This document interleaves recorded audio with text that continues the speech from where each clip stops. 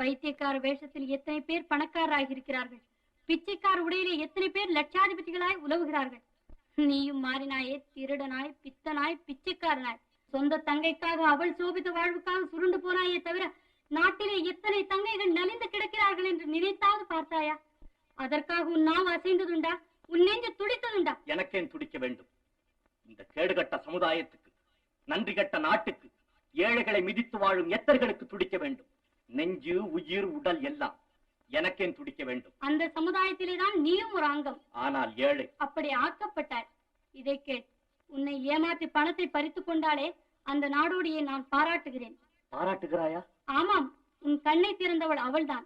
நீ ஏழையாக ஆக்கப்படாவிட்டால் ஏழை உலகத்தை நினைத்து கூட இருக்க மாட்டாய். அப்படி ஒரு உலகம் இருப்பதாகவே உனக்கு தெரியாது. சமுதாய புரட்சி ஆலகால விருட்சத்தின் கிளையை வெட்டுவதல்ல, அதன் ஆணிவேரையை பெயர்ப்பதுதான்.